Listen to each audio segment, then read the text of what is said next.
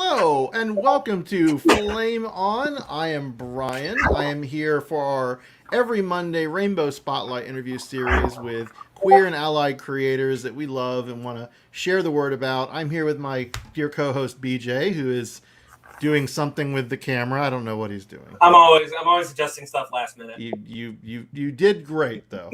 But we are pleased today to have on the show someone who we've been learning about over the last month since Queer Japan came out.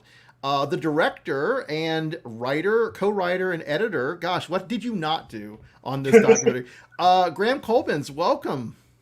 Thanks for having me, Brian, BJ. I'm really excited to be here and talk with you guys. Excelsior! I don't know. I was gonna like clap and everything, and I was like, no. I'm very excited to talk to you, Graham. I have been learning a lot about what you've been up to in the last, basically your career, and especially I will say I finished today with one of your music videos that I want to talk about with Dorian Wood. But we're going to hold off on that for the moment because I really want to focus on Queer Japan, which, as people who have been watching this series know, we got a early access to back in December. We did a special episode that I'll put up here in the, if you're watching it on YouTube, you'll get the little, the link and the whatever to click. I don't know, the YouTube things. But if you're interested, please go check that out. But if you haven't heard of Queer Japan, it is a fantastic documentary that really does quite a lovely portrait of queer life in Japan from many perspectives. And Graham, you're pretty much like top billing on that as far as the creator for it. So I'm really happy we have you here to talk about it. I just want to dive in. Like, I know about some of your other work you've done as far as Massive and your other work, Passion of Gengoroh Tagame. So I feel like that's probably the best place to start is like that Gengoroh connection, sort of how you got into that idea of exploring queer Japan. Yeah, it's a little bit of a long and winding road, but I'll try to walk you guys through it without rambling on forever. But basically, I became a really big fan of gay manga artists, Gengoroh Tagame and Jiraiya, and a whole bunch of other artists who contribute to the late magazine G-Men that ended just a couple years ago, but ran for almost over 20 years. Yes, BJ, rest in peace to G-Men. I cried for a solid week. I was very upset about that. Well, yeah, so that magazine was like really influential when I was coming of age and sort of starting to understand myself as a queer person in the world and trying to find reflections of the sort of desires and experiences that I had. I wanted to connect with some sort of media that reflected my experience. And that's when I came across this amazing artwork being made for G-Men and was like an instant fan. And then, years later, I was doing all sorts of different things, working on short documentaries, doing interviews with artists for blogs and magazines. And I had this idea to try and interview some gay manga artists and maybe pitch them to The Advocate or other like outlets that might put a spotlight on these artists, since no one had been putting out translations of their work in English. And that's when I got together with my friend Anne Ishii, who became a longtime collaborator of mine. And we started out by working on a pair of gay manga collections. The first was The Passion of Gengoroh Tagame, which you mentioned, collecting all sorts of different stories throughout his career that he had put out. And then the other was Massive Gay Erotic Manga and the Men Who Make It. Got it right there. Thanks for getting a copy. Oh yeah, no. When I found out about it, it went on my wish list, and then I realized my mom has access to my wish list, and it went on a different wish list, and a friend got it for me for my birthday. Nice. So Graham, I have a question. I read in one of the things that Anne is your bowling partner. Well, that's actually how we got to know each other originally. It's been a long time since we've bowled together, but it started out back in like 2009, 2010. A mutual friend of ours was running the stores for Giant Robot, which is an Asian American pop culture like company. It used to be a magazine. And Michelle was helping, she was guiding all of their retail stuff at the time. And both Anne and I ended up working for Michelle that summer at San Diego Comic-Con at the Giant Robot booth. So that's basically like they have such a big booth and so many little trinkets that you have to make sure that like little kids don't come up and just carry things away. So that was my job at Giant Robot at that moment. And then, Michelle was organizing this bowling night, and Anne and I both went to it. So that's really how we got to know each other. Michelle, our friend, actually ended up moving to Mongolia, so sadly we can't bowl with her anymore. Wow. That's that's so cool because you've done so much with Anne. She's your like partner in crime, it seems like, for all of the queer manga translations. I'm guessing, like, is she, or how do you guys divide up the translation duties? So when we're working on a book project, we're usually co-editing with just the two of us, or with Chip Kidd, who has worked with us on several of the books. And a lot of the translation duties go to Anne. She has a really nuanced understanding of language. She's done translations for a whole bunch of manga artists, and she's got a lot of experience there. So she manages to bring out so much nuance in even just the sound effects in these gay manga. So I'm not usually the one translating, but I help put together the structure of the book, and we do interviews usually and include those and add extra context. And I'm basically just usually in charge for putting all the pieces together on the inside. And then Chip Kidd has been doing these amazing covers on the outside. Yeah, how did you hook up? So for our audience who may or may not know, Chip Kidd has done some of your probably most iconic book covers and designs that you didn't realize you may not have known his name, right? Because designers like that tend to not get the focus, right? But I mean, gosh, when I looked at his resume of book covers, it was amazing. How did you hook up with Chip? Yeah, that was a pretty amazing connection. I had not met Chip before I started working on the project with Anne, but she had been making some translations for his private collection because he has been a big fan of Gengoroh Tagame for a long time and just wanted to know what the comics said for his own personal reading. And he'd worked with Anne on some projects for Drawn and Quarterly, I think. And he was like, hey, do you want to translate this for me? And that's when she really got into Tagame as well. So when I approached her with the idea of doing these interviews, and said we should ask Chip if he's interested because I think this is something he'd love to do. So it just kind of everything just kind of fell in place. Just you and your friends were like, I really like this artist, and just that's what you guys just came together and were like, yeah, this is the thing we want to do. Yeah, it was really incredible how that came together, and Chip has a lot of sway in the publishing industry. Like you said, he's done so many amazing covers. He did like the original cover for Jurassic Park and everything, all the big novels that have come out, especially through Random House in the decades since then. So with him on our side, I feel like it was easier to pitch it to some of the art publishing companies that do more like alternative comics. I think part of the problem before was that publishers of manga were not necessarily sold that this had an audience in English-speaking countries, and it didn't fit with like their existing business models. So I think it helped that we were impressing that this is going to have like graphic design elements. There's going to be a narrative and extra context. It's not just like translated and printed as cheaply as possible.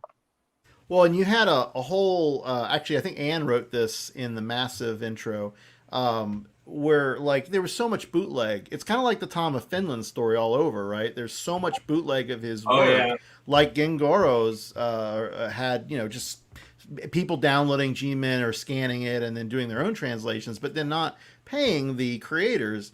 To have you guys come in and really like honor the creators, the mangaka, to make sure they got the credit and the money that they were due. Like that was huge. That's like the massive project. Like it by its name, like it's a truly massive undertaking, and it was so important to facilitate that. So I mean, the fact that you went from like otaku, a fanboy, right, all the way into like this integral part of gay manga, and I want to talk about that too. How the term bara is sort of not the right term and hasn't been for a long time, but like that you were that facilitator all the way through to this documentary is just so amazing. It's such a cool story. What's some of the, so you were all part of the interview process. Did you have to like how much of a fanboy moment did you have? Did you have to like calm yourself down? Did you have to take a downer, hit a poppers, be like, all right, I'm good. I can be professional about this as possible. Absolutely. Yes. I feel like, on that first trip when we started doing research for the collections in 2011 or 12, it was, my first time visiting Japan. I had taken like a year of Japanese in high school, but I was super rusty.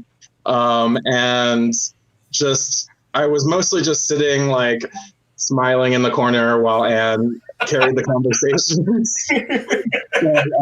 I was so excited just to get to meet these people and put a face to them and find out that even though Tagame Sensei's manga can be like really extreme and intense, he's such a sweetheart. And like, after our first conversation, he invited us to do our second interview at his favorite cat cafe. And it was just like so warm and pleasant getting to know him. So cute. I loved going to my first cat cafe. I went to the one in, there's probably several, but one of the ones in Harajuku. And it was awkward because it's still a little awkward when you're paying for cats' time, right?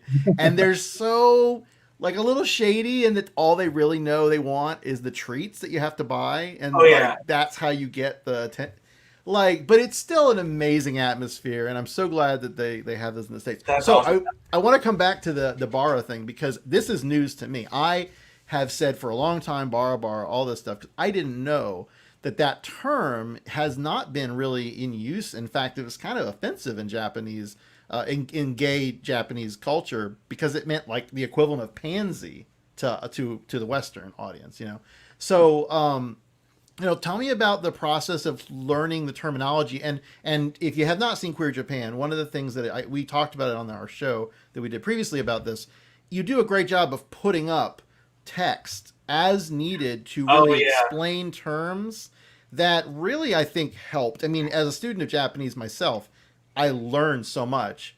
And I just think that the general audience is really going to appreciate that information and the way you present it. So, but yeah, how did you learn about the terminology, and sort of, what was your journey into understanding new half and gay and just all the terminology related to this? Yeah, so thanks for touching on that.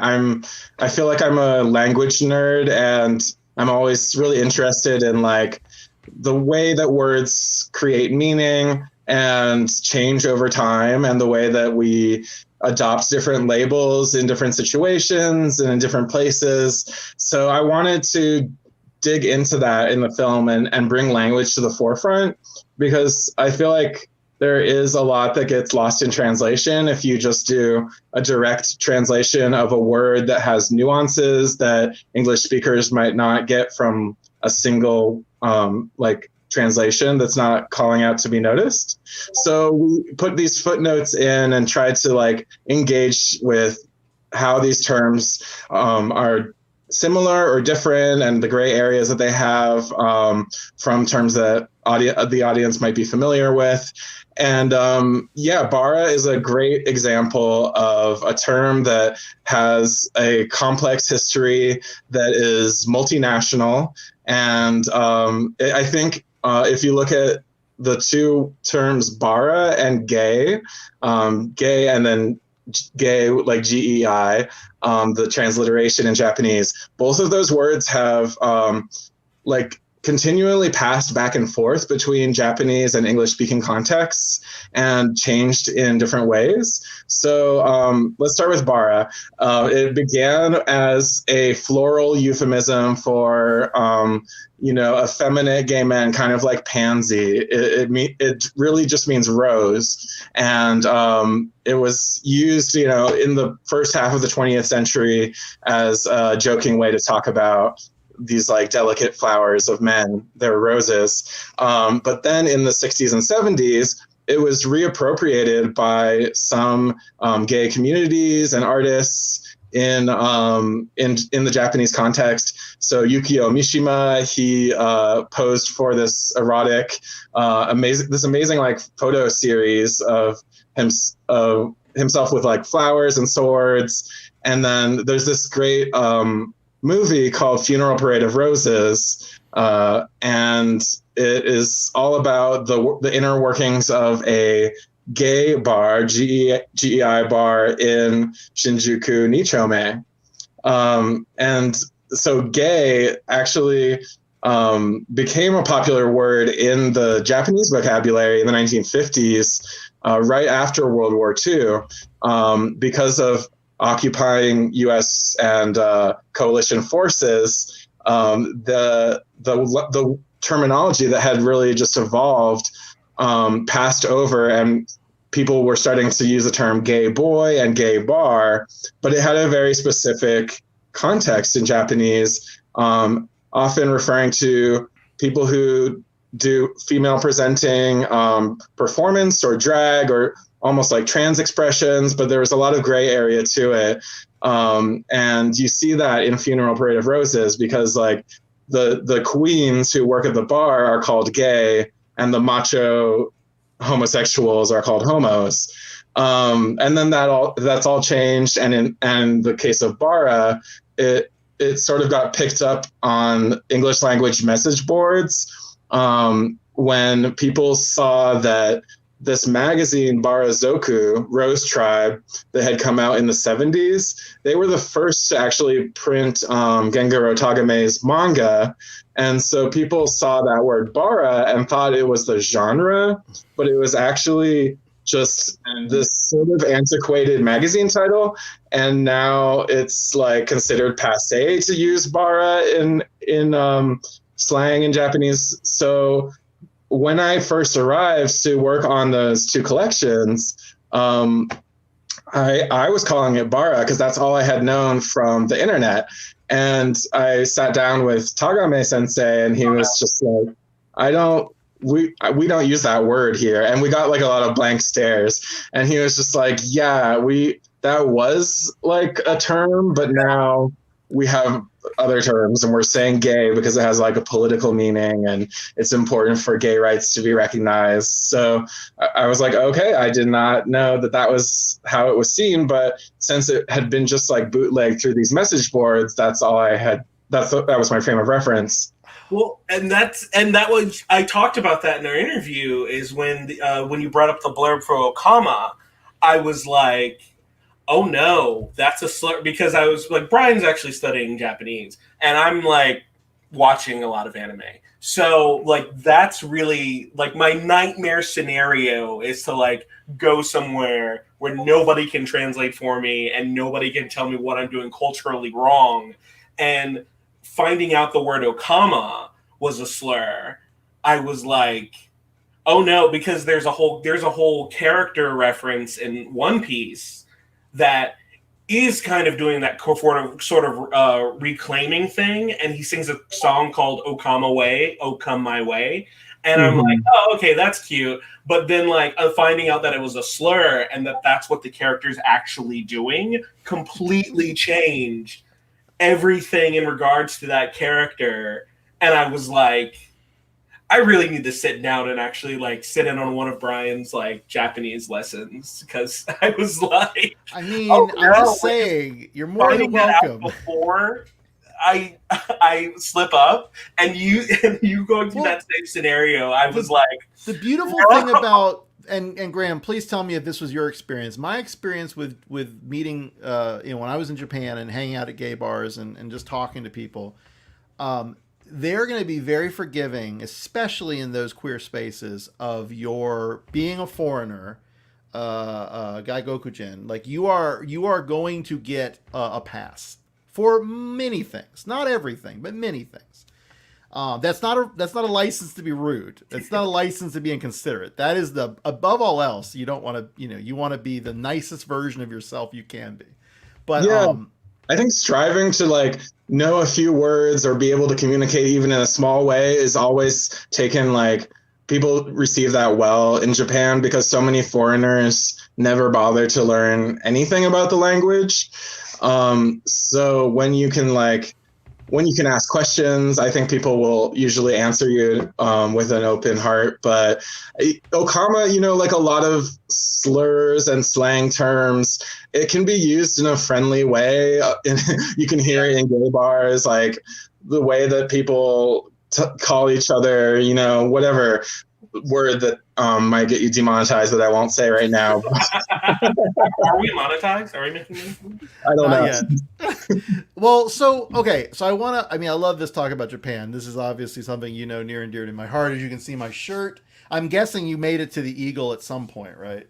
Yeah, so I really enjoy especially the Eagle Tokyo Blue, which is I think you were talking about it on your last stream. It has a fish tank and it's sort of like this underwater theme. And then there's like a huge mural of Jiraya's artwork, and they carry all sorts of cute little manga like accessories and t-shirts. So it's a fun space. I wish I had spent more time there. I was sitting there with the bartender who goes by DJ Schutz or Stutz. I think it's Stutz. He's a Brazilian bear. Yeah, I follow him on social media. Of course, right? And I mean, I had a great conversation with him. I learned a lot about what it's like to live in Japan, which kind of was bittersweet in some ways. But I didn't get to hang out there with people other than him. And I really, that's the thing that I kicked myself. If I had known more people or if I felt more outgoing, I think I would have really liked that place more. But anyway, the Eagle there, as we said in the previous video, I want to repeat it, it's such a great place for, especially regular Eagle, but also Blue. Just go sit at the bar, talk to people. There's so many cool stuff. I want to get back to you, Graham, though, because you are a Canadian, and I'm always interested in Canadians because I'm now very close to Canada, living in Seattle, which admittedly the border's closed, so that's a whole thing. But when did you come to the States? How young were you? So I was born in Vancouver. My mom and her family is located, they're all located in Vancouver. And I have never actually spent a significant amount of time living there. I've spent most of my life living in the United States. So I feel a little bit like Canadian by technicality, but also I feel a really strong connection to Canada. And it was really fun presenting the film at Vancouver Queer Film Festival last year, or 2 years ago now. So that was cool. I really it felt like taking it to one of my hometowns. Oh, that's awesome. Well, I will put this out there. If you ever want to go curling and you want to come up to the Seattle area, heck, even the LA, I know the curling club in LA. I would be happy to connect you with your people's sport. Nice. But we do have a Canadian, one of the friends of our shows, Matt Brassard, is actually watching on YouTube, and I wanted to just throw his comments up there. We turned him on to this and loved it. I'm so glad he enjoyed it. I knew he would. Hands up if your bingo card had Cat Cafe hangouts with Gengoroh Tagame. I mean, I didn't expect that. I mean, I've had a dream like that, but of course you did. And then I appreciate this a lot because I am a language nerd, and it is nice to talk to fellow language nerds, especially Japanese, which is kind of the one I've been pouring my life into lately. I got into a fight once with somebody who who I majored in entomology, and somebody told me like that's the study of words, and I'm like, no, that's etymology. Don't make that up, please. Very different. Very different things. Entomology is rad, though. The study of insects. Yeah. I think I'd love to talk to you about insects sometime.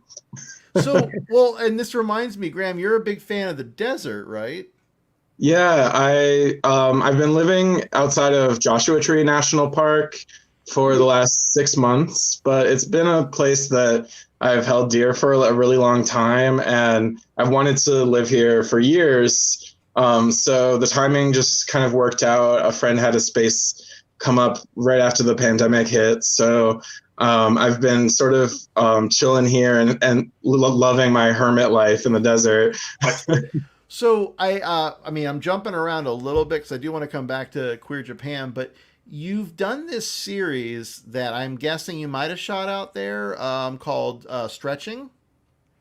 Yeah, I've shot a couple of the episodes here, and it's been a while since I've added to it, but I'm going to get back to it in 2021. And you know, part of the show is about accepting your own sort of laziness and flaws and imperfections. So I forgive myself for not making an episode in the last 10 months. I actually watched all of them. I was stuck at a COVID drive-through like testing site for like 4 hours. And Brian's like, "Did you watch these?" And I'm watching them, and as I'm stopped, I see people get out of their cars to stretch, and I was like, you know what, this is probably a good idea. And but no, that was awesome. What I love about the series is it's not what I thought it was at first, and I went all the way back and then came, you know, chronologically forward, right? And you do that thing that I know TikTok people love, and it existed before TikTok, but I've seen a lot of it on TikTok, where there's this real dichotomy between the activity and the thing you're talking about. And that first one I watched was your RIP Tumblr, and it is hilarious. It is so like my sensibility and my boyfriend's sensibility. Like I immediately sent it to my boyfriend Brandon, and we both just like cackled, because I mean, obviously Tumblr was a big source for a lot of us in the queer community and in the kink community and in every community where there was like the niche, you know, ability to share, you know, what you're into and visual, you know, and video and all this other stuff. But like you start out so nice and you have such a great smile and you're doing this great yoga, sort of just basic stretching, and then you get darker and darker. I love it. I hope you do more. I really do. I really am excited now that I know you're gonna come back to that. Thanks. It's definitely been like an experiment with talking to the camera, which is something I was like afraid of for a long time. And I wanted to see if I could like do something in the mold of YouTube and Instagram videos.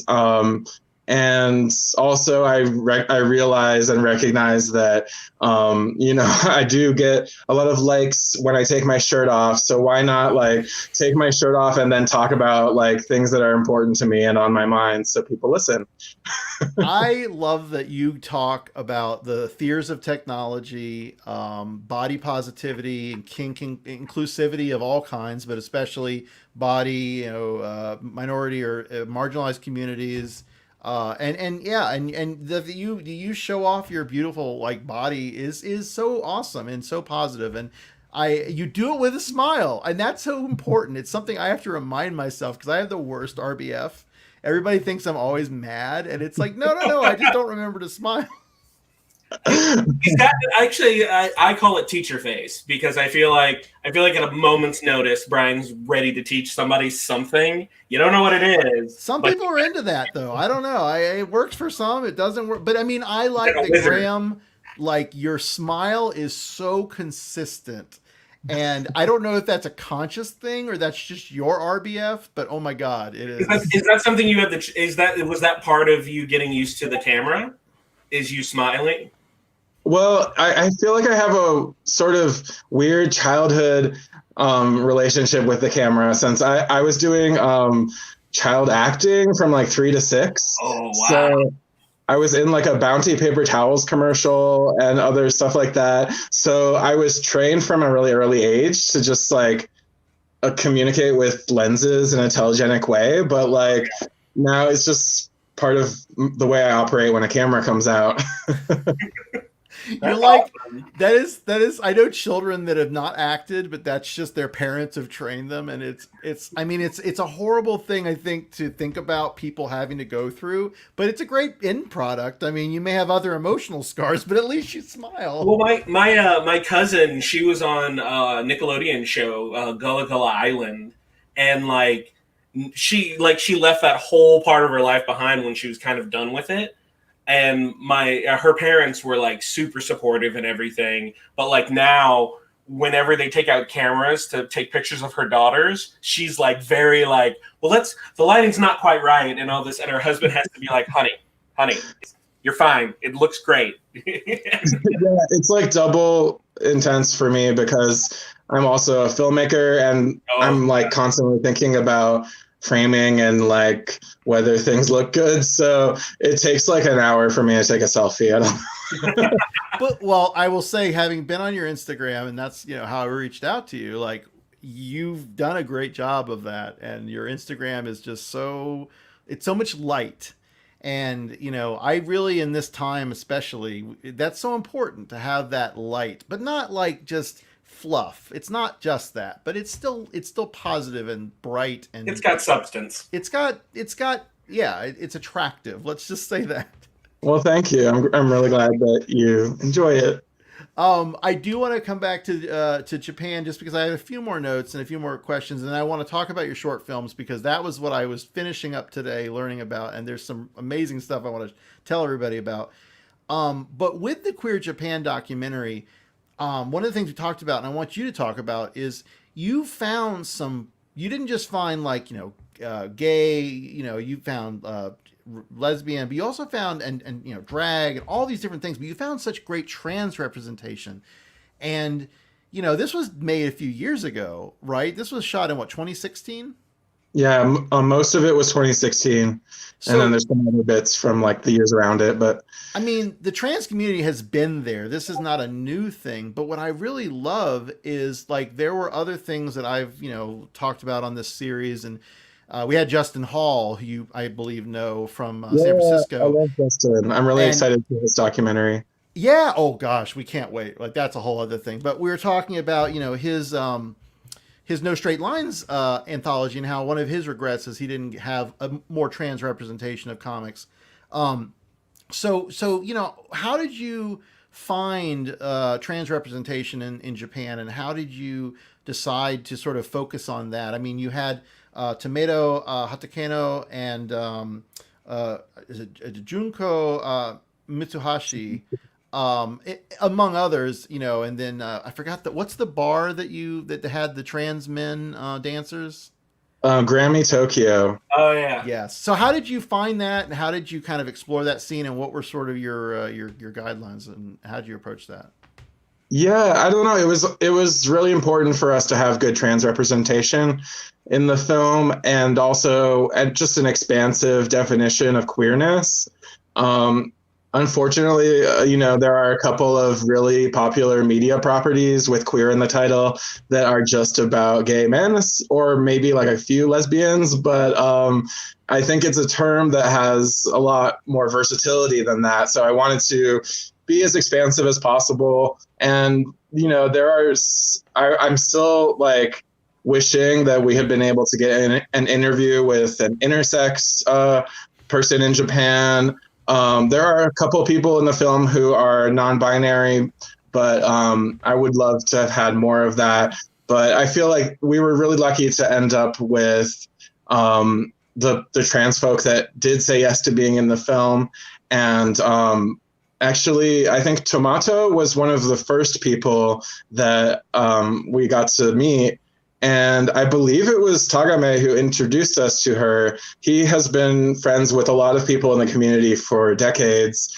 And even though he's kind of like a homebody and doesn't go do nightlife, he just knows these people from around. And Tomato is like one of the most strident activists in the community. So, we were lucky to get to speak with her really early on, and she recommended people to us like Lily Taiga, who gets interviewed in the Osaka section. And yeah, we wanted to include people who have like a shame-free perspective on doing sex work like Tomato does, and talk about the difficulties of being a sex worker and a trans person when there are no protections. There's no protection for that job, and it's really hard to get hired if you're openly trans for a non-sex work job sometimes. So that was just stuff that we wanted to talk to people about, and we're really glad that we got to speak, especially with Aya Kamikawa. She's the first elected official who's openly trans in Japan, and I know that she just had a really inspiring counterpoint to the negativity of certain people in the right wing that we showed in the film. Yeah, Aya's story, I had heard of her, I think when I was in Japan, actually. I remembered reading, because I was trying to learn about queer culture there while I was there for work, and, didn't always have the chance to do very much, but her story is fascinating. I'm so glad it was featured. The one that I didn't know that I learned more since was Mitsuhashi, professor, sensei, I don't know, how she had actually gotten involved with the Gold Bar, Chiga Ogawa, and in 2019 had that whole kind of controversy about, whether the Goldfinger, I think it was Goldfinger's party, would allow trans women. And your documentary kind of talked around it a little bit. So I didn't know if that was like, that had erupted after you were very late in, probably I guess you were done at that point. But I don't know if that factored in at all, and sort of how you had to handle that. Yeah, that was a difficult situation, and Tomato was also involved. So there were tensions among our cast members, and it happened just like 2 months before our world premiere.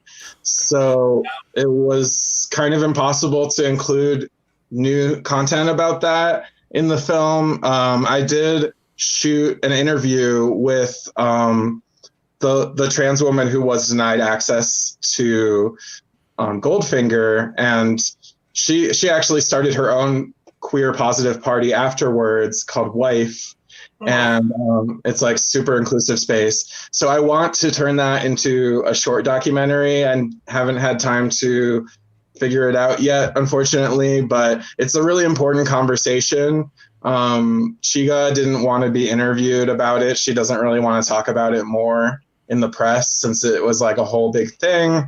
But a lot of people came out and took a stand and said, Chiga Ogawa is this important person in the community, but you can't have this transphobic policy. Like, I think a lot of people were really not afraid to speak up about that. So I mean, yeah, as you see in the film, Chiga has a history of struggling with the sort of like boundaries between the lesbian and trans community. And it's something that she continues to work on. I don't think it's directly analogous, but it kind of reminds me of RuPaul being a pillar in the community here, but like making several mistakes and then trying to do better, hopefully. So, yeah, I mean, season 13 got a trans man. So I know, I'm so excited for Gottmik. We're big fans here. But so yeah, no, I think Chiga, I think from what I read, it all like kind of, we talked about this a little bit, like it all kind of worked out in the end. She learned something, the community learned something. Yeah, damage was done, I'm sure. But I think overall your documentary really, like, knowing that was a thing kind of, and it erupted like with what you could do, I think it sort of worked. But I mean, again, it was interesting to see, Junko Mitsuhashi, who really, I mean, I she was in that, was it 1,000 queer, 1,000 gay, 1,000 queer portraits? Yes. Yeah, the Out in Japan project. Yeah. Oh, Out in Japan. Thank you. Yeah. Oh yeah, I have a note too. Like it was interesting to see her from that, and then read. I've actually read a couple of her articles that she's written, about the history of Nichome and Shinjuku as a queer friendly city, and just seeing how that all connected. And then I was in Japan when some of that was happening too, which also kind of blew my mind. But yeah, no, I think it all fit together, and I'm excited. Like I know BJ, I know you were interested. We were talking before. Are you thinking about following this up with another piece in Japan, or are you thinking about maybe applying this sort of idea to other countries? Like, where are you thinking this, what you've done here, might go in the future? I'm definitely open to either of those. If Netflix wants to give me a call. I'm like kind of taking a break from documentary after spending 5 years working on this project. So I'm not like eager to do another feature documentary. No, I understand. Yeah, I've been writing a lot. That's what I'm doing at the moment. Oh, that's awesome. What kind of writing is it? Like fiction, nonfiction? What are you kind of working on? I'm doing some sci-fi, near future queer romance. Oh. I have to talk to you after this. You're tickling Brian's brain spots right now. No, that's exciting. That's really cool. We should talk. So your own work though. So your documentary stuff aside, Queer Japan aside, you have done some really cool documentary, but also videography and short film, short music video kind of work. And it's all up on your website, which I have not done, but let me do that before I forget. Make sure everybody can go there. GrahamKolbeins.com. Very simple, easy to find. Yep, right there. You have most of your stuff actually is, I guess, YouTube, Vimeo, or whatever platform, and embedded in there. Tell me about Rad. Oh God, where did I put it? Rad Queers. Rad Queers. I was about to say Rad Dudes, and I'm like, that's because I'm in my 40s, and the 90s were very influential on me. Rad Dudes. Rad Queers. Tell me about Rad Queers. You did 3 videos. You feature different people, not just in LA, but I guess also in like Philadelphia or no, Chicago. Sorry. Tell me about how that came about and like what you were doing with that series. Yeah, so that was basically my first foray into making documentaries in the way that I do now. I had made like a couple experimental things before, but when I started with Rad Queers, I was excuse me. I was I was hired by an early YouTube channel in the era when when YouTube was giving people funding to make things. Oh, wow. And they gave a B-list Hollywood star some money, and then he hired someone who hired me, and that person wanted me to make like a doc series. But after one episode, it was like really clear to me that they had a really different vision. And for the second episodes, I wanted to make a doc about Payasos L.A, which is the first episode of Rad Queers. And they freaked out and were like, it was just like a really intense homophobic response. And so I was like, all right, I'm moving to Chicago and I'm just going to work on this on my own. Wow. I'm so sad to hear that they didn't like what you did with Payasos, because I had not heard of them. But oh my God, you guys, if you're watching this, go over to Graham's website and watch that documentary. It's like 7-8 minutes. It's really quick. But the Payasos crew in LA, which I'm hoping is still a thing, like they're amazing. They're like sort of like the more manly leather sort of centric Sisters of Perpetual Indulgence for the Latinx community. I mean, I was like, whoa. That's probably the best way to describe them. Yeah, they're awesome. They're definitely still doing things. At least we're doing events before the pandemic. And I'm hoping that they just continue on for a long time, because they've had so many incredible efforts raising money for charity. And a lot of the causes they raise money for are like children's hospitals, kids with autism. They're invested in future generations. And I suspect that that might have been what really freaked out these people, that like I was celebrating people doing kink and also raising money for children instead of like problematizing it.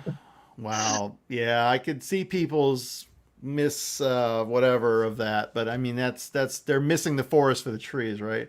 But it turned out good because I got to just go off on my own and play around, and I made those 3 short documentaries, and then it kind of became like the style that Queer Japan evolved out of. Oh, I totally see that now no, that makes total sense. And then you've been doing some music videos and sort of collaborations with the artist Dorian Wood, which PAISA, yeah. Beautiful, love it. And I watched that first, and I think that's the more recent piece, correct? Yeah, we've shot a couple things since then, but that was like a short film that we spent a long time on, and it debuted at Outfest. So it was cool to do something that was like a little more involved with Dorian. I've known them for a decade or more, and just really treasure our friendship, and we've been able to collaborate in small and big ways over the years, and it's just one of the most fulfilling creative partnerships in my life. I will say that the one that I resonated with even more than that was Corpulencia. If you don't see anything else that you've made, Graham, I will tell our audience this: please go watch that, because it's beautiful. I mean, it was like, it moved me to tears, and it's shot in a cool way that I don't want to spoil, but any video or film nerds, whatever you think, or you love just beautiful art, it is so gorgeous. I really hope you got recognition. I mean, I'm a fan of Dorian's now. I didn't know about him previously, but oh my God. Yeah, that piece is so beautiful. Yeah, Dorian has a really specific artistic vision of their own. In addition to being a musician, they're an incredible artist and have drawn their album covers and illustrations.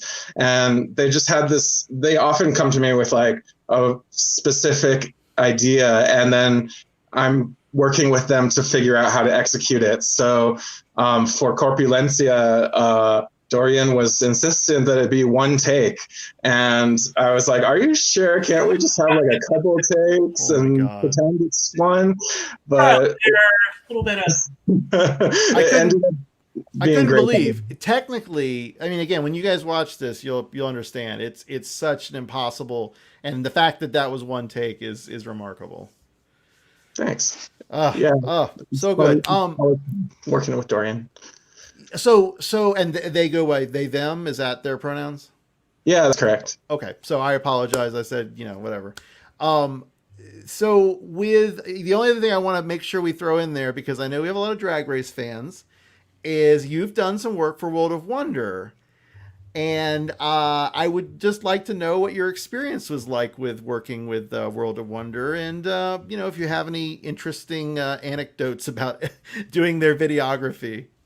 Yeah, so I was lucky, like right after I got back to LA from shooting Queer Japan at the end of 2016, I found a job through some friends who had worked at World of Wonder before, and I got to edit videos for the WoW Presents YouTube channel and their streaming service as well. So they often shoot videos with drag queens, former queens from the show. And I think the most famous of these is probably or Fashion Photo Review as well. But these, those are like two of the flagship shows. And I never got a chance to work on myself, unfortunately, but I got to work on some other videos that Trixie Mattel and Katya did together. So it was always really fun, like watching all this raw footage of drag queens hanging out and then finding like the funniest moments and just putting them together for YouTube. So, and that taught me a lot about editing too. I was really lucky to work with a great producer there, Pete Williams, and it was a great way to keep working while I was editing my film, and also like dive deeper into queer culture and entertainment. Nice.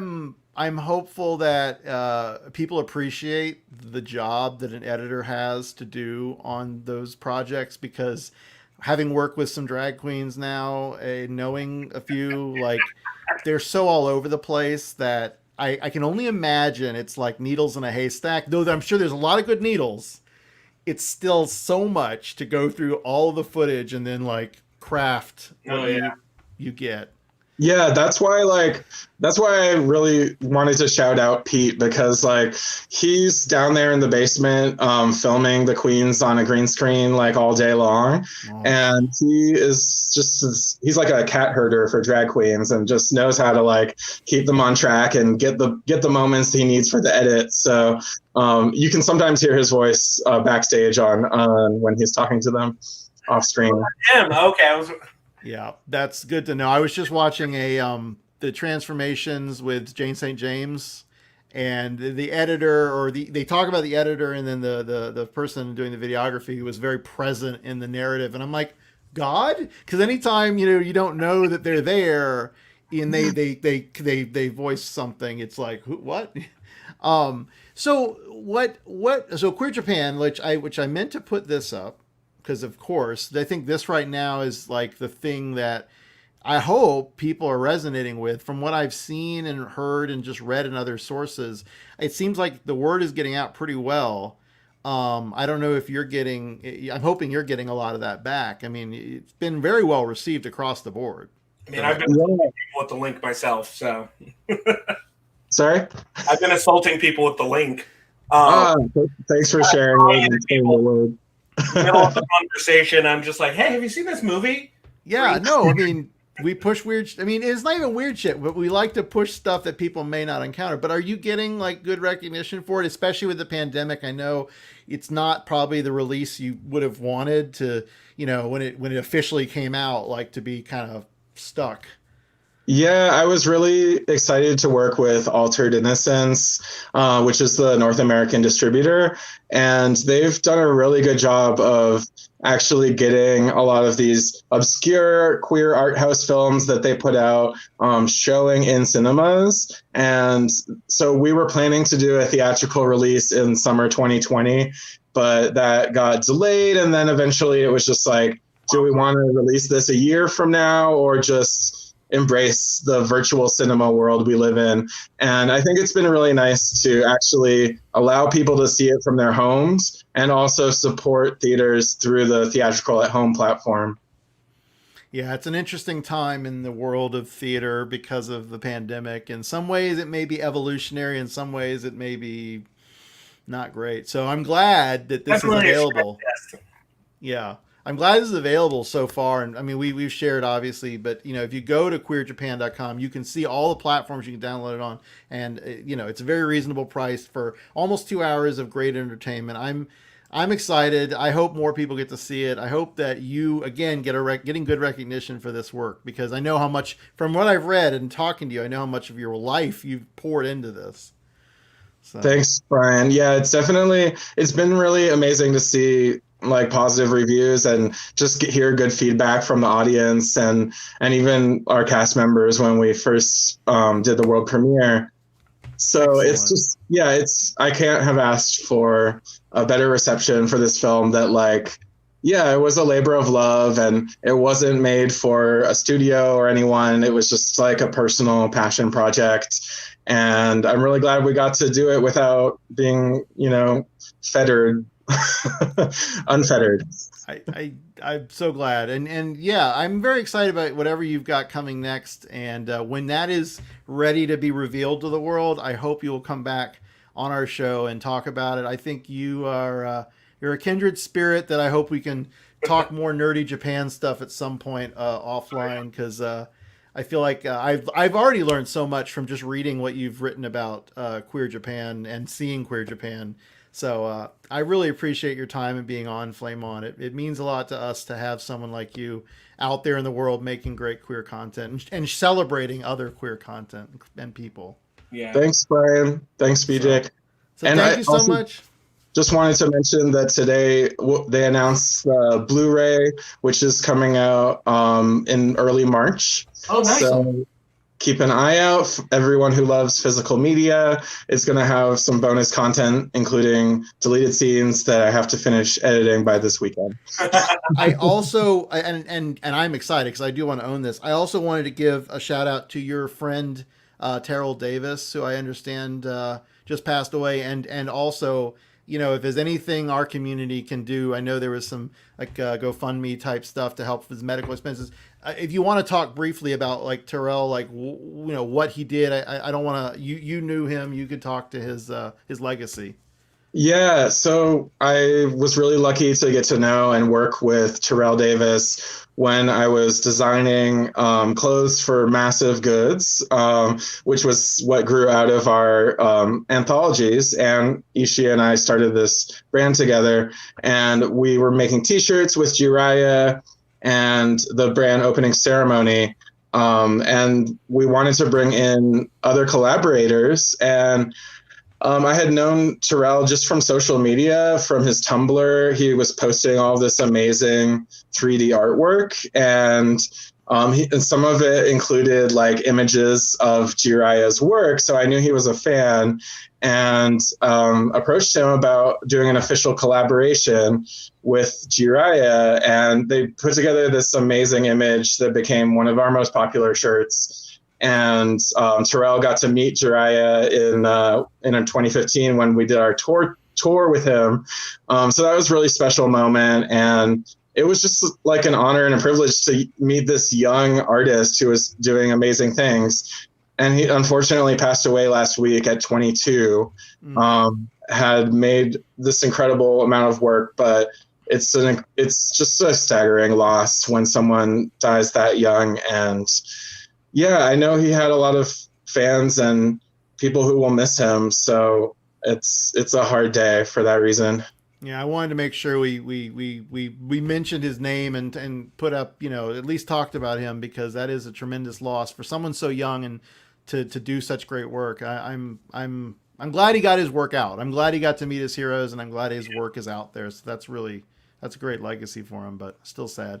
But yeah. Sorry to end on a downer, but I really wanted to make sure we mentioned him. But Graham, his family does have a GoFundMe. Okay. If you want to lend your support, I'm sure they could still use help, and that's just to cover his medical expenses. I'm sure that in the future his work will need preservation, and I hope that it continues to be recognized and respected. So. Well, we'll make sure we get the word out. If you send me that link, I'll make sure I get it up on our Facebook and our Discord. I'll make sure to get it up on our Twitter too. But Graham, thank you so much for your time. I really appreciate it. If you guys, again, want to go check out what Graham's up to, all of the social medias that you're participating in, because I know I think Instagram is the one, right? Yeah, I'm not on Twitter really. I mean, there's a Queer Japan Twitter. Yeah, that's understandable. And if you want to know more about your thoughts on technology, again, it's the Stretching videos do a great job of explaining some of it, and I think it's spot on. So I hope to see more of those very soon. Thanks to you both. I'm really happy I got to talk to you tonight. Awesome. Well, thanks, and take care, everyone. And we'll be back next week with another interview on this Rainbow Spotlight. So please come back.